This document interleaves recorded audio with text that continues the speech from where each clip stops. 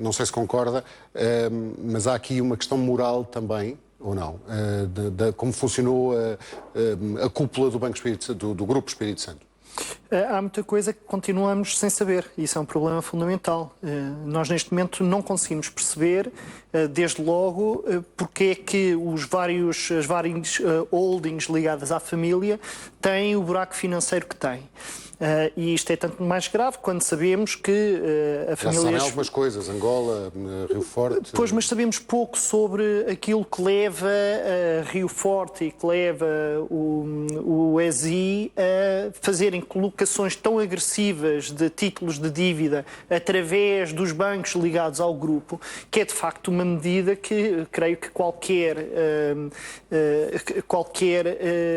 pessoa atenta deveria encarar desde logo como uma suspeita de que algo profundamente errado se passa com o grupo. E nós, neste momento, não sabemos ainda o que é que aconteceu de errado no conjunto do grupo.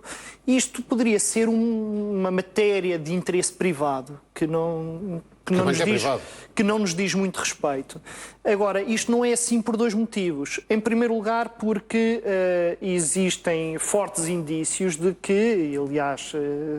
diz-se à boca cheia que o Banco Espírito Santo e o Grupo Espírito Santo e a família Espírito Santo foi acumulando ao longo dos últimos 25 anos, a partir do momento em que o grupo decide voltar a Portugal, perspectivando a reprivatização do banco, acumulou um poder na sociedade portuguesa que dá a entender que boa parte dos negócios da família estão associados a jogos de poder. Nós não nos podemos esquecer, desde 25 de Abril, houve 34 ministros e secretários de Estado que passaram pelo Grupo Espírito Santo.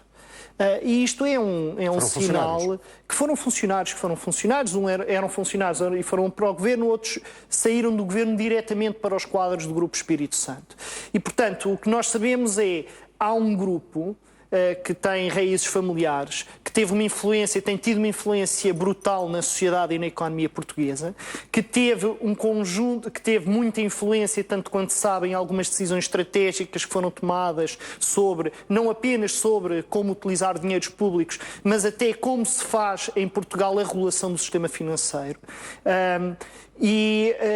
Sabemos que esse grupo tem problemas muito sérios, que está a colocar todo o sistema financeiro e toda a economia portuguesa sob pressão. Existe um risco enorme de os contribuintes, isto é, as pessoas que têm sido, no fundo, prejudicadas fundamentalmente por uma crise de que não são responsáveis, existe um risco de desvirem a ser pedidas contas novamente.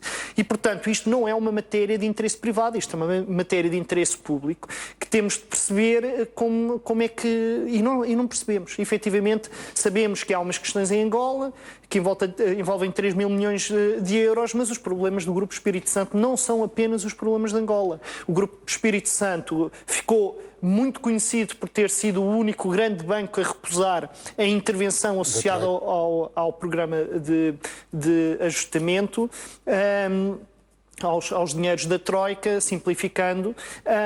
Aquilo que hoje percebemos é que aparentemente o fez para adiar a exposição dos seus problemas internos. Curiosamente, o grupo foi tratado por muita gente, pelos editorialistas económicos do costume, como um grupo sólido que era capaz de dispensar essa intervenção pública. Hoje percebemos que não só o grupo não dispensa, como corremos o risco de que ela seja ainda maior do que estávamos à espera.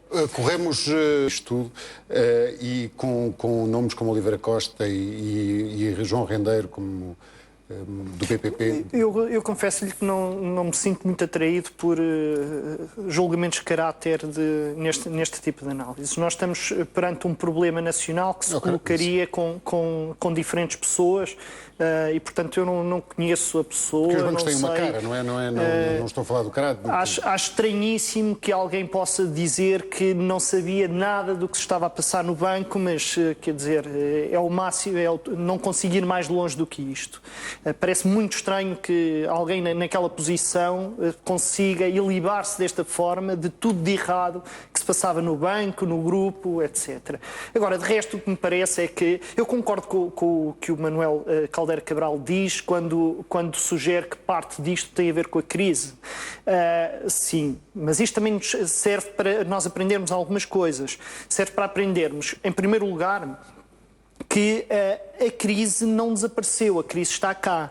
E parte das dúvidas que se levantam hoje em relação ao sistema financeiro todo tem a ver com o facto de nós termos uma economia que continua de rastos, que tem um nível de endividamento privado maior da União Europeia, com níveis de incumprimento bancário que são completamente transversais ao sistema financeiro, afetam o BES como afetam qualquer outro banco e, portanto, isto serve essencialmente para não... Agora que nos vamos aproximando das eleições legislativas, vai haver uma tendência enorme para se sugerir que não há crise, não é? Mas há crise, a economia portuguesa está na crise que estava. Os problemas fundamentais que trouxeram Portugal à crise continuam cá e não vão desaparecer assim tão facilmente. Isso é a primeira lição. Há uma segunda lição que tem a ver com isto. O sistema financeiro, sejam quem for as pessoas, e mais idóneas, menos idóneas, mais competentes, menos competentes, é um sistema que, por um lado, está sujeito sistematicamente a movimentação de interesses que não são necessariamente o interesse do público, mas ao mesmo tempo, quando as coisas correm mal, imediatamente nos vêm dizer: atenção, seria um descalabro se este banco fosse ao fundo, e eu concordo que seria um descalabro se este banco fosse ao fundo. Agora, esta assimetria de situação... Uma garantia do Primeiro-Ministro que não será pedido um cêntimo aos portugueses para este banco. Nós não estas garantias neste momento valem muito pouco. Aliás, eu acho que nós devemos todos responsavelmente dizer que os depositantes do Banco Espírito Santo estão protegidos na medida em que qualquer depositante em Portugal, em qualquer banco, está protegido por lei, por um fundo de garantia bancária e, portanto, não devemos gerar pânicos em torno disto. Dito isto, nós ouvimos durante semanas a fio o Governador do Banco de Portugal a dizer-nos que não havia qualquer espécie de contágio entre o grupo não financeiro e o banco financeiro, eram duas realidades completamente distintas e neste momento andamos todos a tentar perceber se a exposição do banco ao grupo é muito grande ou enorme. E, portanto, eu confesso que a minha confiança no regulador começa a ser abalada, tal como que fico um pouco desconfortável quando, ou muito desconfortável, quando depois da insistência de todos, a partir do momento que um banqueiro central, né, que um governador do Banco de Portugal, todos os dias tem de vir à televisão dizer não há problema nenhum, quer dizer, nós começamos a pensar que se calhar há mesmo um problema. Se calhar era criticado se não viesse dizer, se não viesse tranquilizar. Está bem, mas a questão é que é preciso credibilidade nas afirmações. Isto é, o Governador de Portugal está em condições de dizer qual é a exposição exata do banco ao grupo, sim ou não. Se está, que a diga. Se não está, todas as palavras que ele possa dizer de conforto. Repara, o discurso já mudou. Hoje já mudou. O discurso hoje já foi: bom, isto não vai correr mal. Mas se correr mal, há acionistas que estão disponíveis a pôr capital. Que acionistas? Que acionistas são esses? Não é? Os reguladores em Portugal, nomeadamente o Banco de Portugal, mas a regulação financeira em Portugal é um problema. Nós continuamos a não saber viver com o sistema financeiro. Não é um problema só português, mas também é um problema português. Nós andamos há 3 anos a tentarem-nos convencer que o problema da crise em Portugal é o facto de nos termos portado mal e termos vivido acima das nossas possibilidades. Aliás, o atual presidente do BES, do Conselho de Administração do BES, é o grande campeão desta mensagem. Eu fico preocupado com o facto de, neste momento, o BES ter à frente uma pessoa que, por muita consideração pessoal que me mereça, não foi até hoje capaz de reconhecer que temos um problema fundamental em Portugal, que foi, nos últimos 15 anos, uma regulação do sistema financeiro que permitiu que Portugal atingisse níveis de endividamento que não deviam acontecer em lado nenhum da Europa. O problema é esse, Pedro, diga. Há bocado queria que... Não, eu há bocado em Portugal, mas nós temos editorialistas de jornal económico que, quer dizer, parece que dá prazer participar nestas mistificações. Não é? E nós lemos editoriais dos jornais económicos durante dias a fio, a elogiar a coragem de certos grupos, e que são os mesmos editorialistas que, se formos ler os jornais todos os dias hoje, estão a declarar a morte para todo o sempre de Ricardo Salgado. E isto também é um pouco preocupante. Nós temos efetivamente um problema com os mecanismos de escrutínio da nossa democracia. E colocam às vezes algumas destas... Da nova gerência, passa a expressão dos novos nomes fortes do banco. Eu insisto que nós neste momento... Apesar das dúvidas que tem em relação ao Vítor Bento. Não, de facto, eu insisto, quer dizer, não há aqui nenhuma questão pessoal, tem consideração pessoal, não é? De facto, também vale a pena termos presente, o Vítor Bento não é um banqueiro, nunca foi banqueiro, as pessoas associam-no às instituições bancárias, mas ele é presidente da CIBS, que é uma empresa de serviços de sistemas de informação, que presta serviços de sistemas de informação a bancos, não é? Mas não é um banqueiro. E é uma pessoa que surge na posição que surge por uma configuração de fatores onde as questões políticas são muito relevantes. Em qualquer caso, nós, de facto, temos muita dificuldade em perceber o que é que vai acontecer, temos muita dificuldade.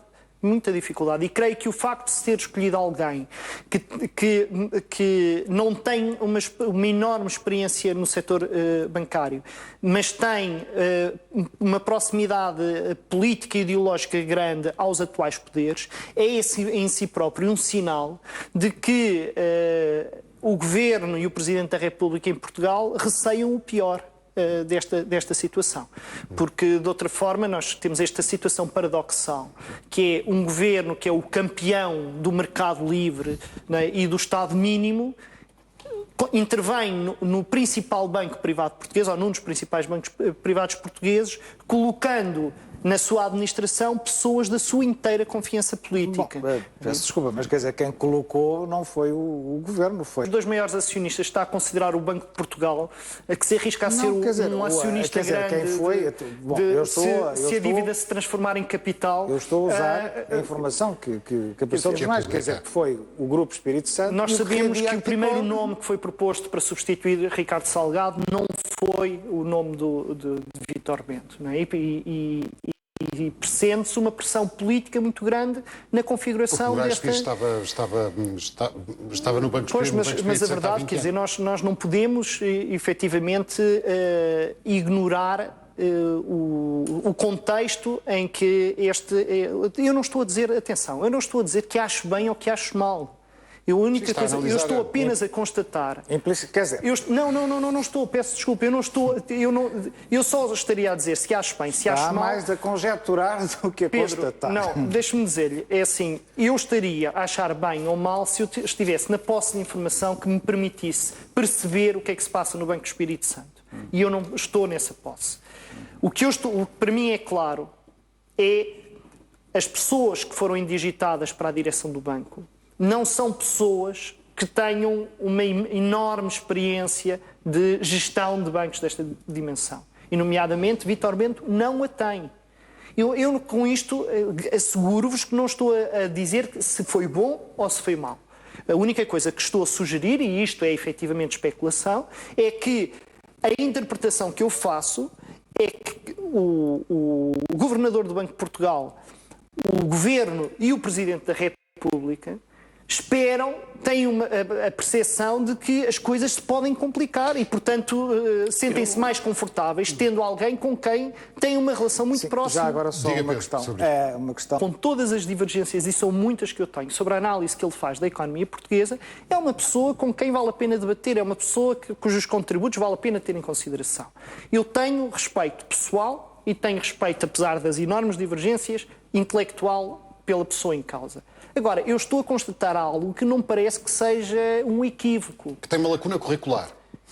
Não sei se é lacuna, porque se calhar aquilo que é preciso é uma pessoa que tenha proximidade às instituições públicas, pois se o risco é que o Estado tenha de aparar a desagregação... Vamos lá ver, o Pedro Brás Teixeira diz que não estamos perante a mesma situação de um BPN, mas nós não estamos também na mesma situação dos bancos que foram apoiados pelos fundos da Troika para fazer face aos rácios de capital, aos rácios de depósitos empréstimos. Nós estamos perante um banco que o Citigroup sugere que pode vir a ter um rácio de capital de 3% em vez de ter os 10% que deveria ter. Isto aqui é uma situação que não há investidor nenhum em lado nenhum do mundo que venha corrigir. Se esta situação se confirmar, e eu não sei se confirma ou não, eu não posso saber, isto até pode ser uma jogada de especuladores financeiros. Se uma situação destas se confirmar, nós estaremos perante uma situação em que o Estado português vai ter de intervir. Eu só estou a constatar, não há aqui julgamento de valor nenhum. Diga, Pedro, não sei se